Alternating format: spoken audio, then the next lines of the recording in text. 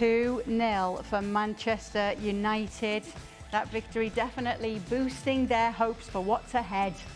And for Amorim right now, Stevie's looking at me. They won a game. They had their backs against the wall, Stevie, and they did it. I bet you Amorim wishes every Saturday could be like this. I can't remember the last time we watched Manchester United, home or away, where there wasn't at some stage some sort of drama.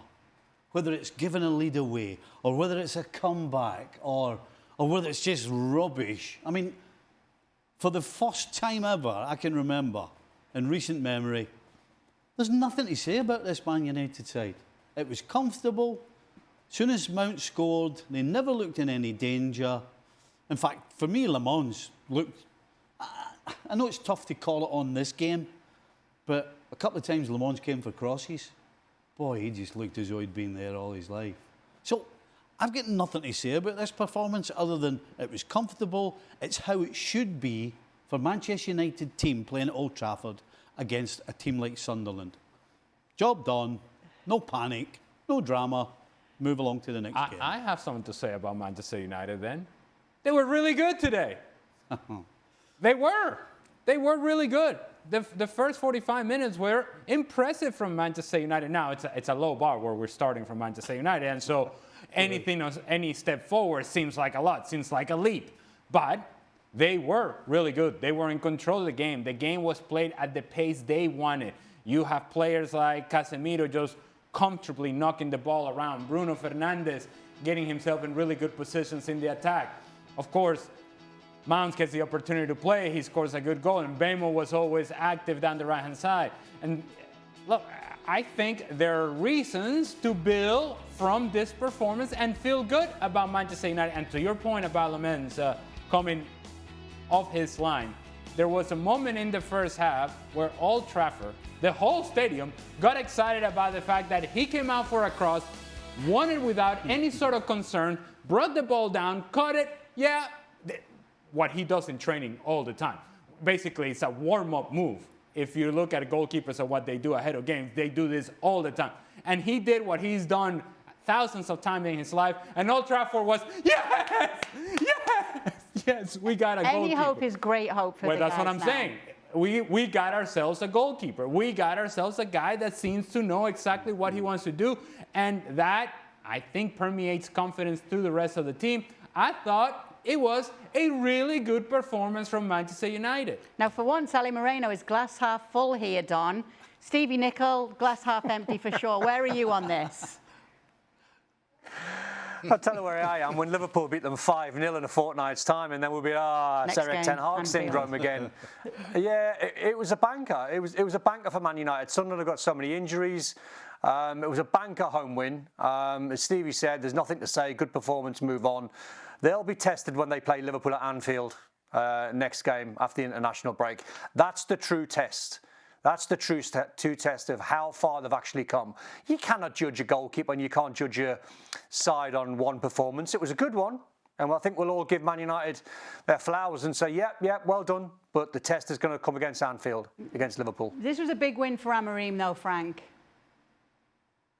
It is. Otherwise, I think we could have said goodbye to him if he had lost against Sunderland. I was disappointed about Sunderland. They had a very good beginning of the season, and today was an off game from them. And yes, I agree with Ali. The Manchester United did what they had to do in order to win that game. But I just want to go back on the high foot from Šeško, and I want to go back to the 2 days ago discussion we had with Craig about Dyer's penalty with Monaco against Manchester City and Nicol Gonzalez high foot. Does it matter that you don't punch the guy in the face in order to get a penalty? Because if the Sunderland player doesn't move his head from Šeško high foot, maybe he has no nose tonight. So I'm not sure there is a penalty because, yes, he doesn't touch the guy, but where do you think, and Craig was, and maybe you can join me with that, Kay, because you were with me, where there is a foul, not depending on the result, but depending on just on the move. And a high foot is a high foot. And really, it could have been the drama that Stevie wasn't mentioned. I never said he was touching him. I said never touch him. What, I think Frank. Yeah, but listen to what I say before. I listened to what I say. Craig 2 days ago. No, but Don didn't. When you have a high foot, if you punch the guy in the face, there is a penalty. If you don't touch the guy, there is no penalty. So in that possibility, in that choice, the guy moved, and we can see maybe, say it again, move his head for not being touched and not being punched. So it's why I'm saying when is the foul? And Craig said it doesn't matter. A high foot is a high foot, can be dangerous, so it could be a foul. And I agree with that. All right. Frank and Craig can have their own podcast then, and they can talk about high foots inside the 18-yard box. Honestly. All right. Thomas Frank praising the character and togetherness of his side afterwards. Only one place to start, though. Don, why did West Ham let Kudus go to Tottenham? No idea. Money. Owners were greedy and took the money. He played well today, but he wasn't the best player on the pitch. I thought Xavi Simons controlled the game. I thought he was outstanding, but they've lost a big player in Kudus. I mean, honestly, why, if you're West Ham, you sell to your rival Spurs? It's just madness, really. Yeah, I thought Simons was the best player on the pitch, playing as a number 10. He sort of got the ball in tight areas. He made things happen. It was a tough game for them because of the weather. It was an awkward one for Spurs, but they deserved it. I thought Leeds put up a good fight the last 20 minutes, and their XG was quite high. And Vicario had to pull off 1 or 2 saves. But as I said, you look at that front line there, and Odegaard is now fully fit. Tell scored a great goal today. Kudus, fantastic player, can take players on, scored. And Xavi Simons, it's a pretty potent front four. Without Richarlison, Kulusevski, etc. Frank, what do you want to say? Were you entertained by this game?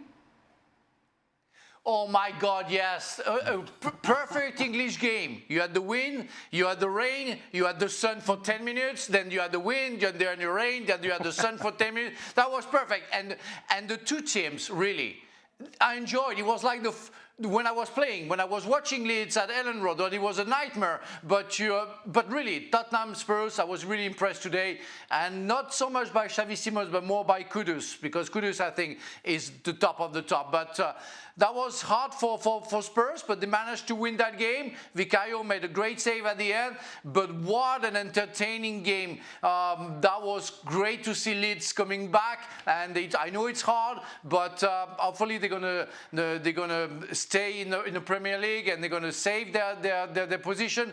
But that was a great game of football, so thank you to those two teams. I enjoyed, and I think the best team won.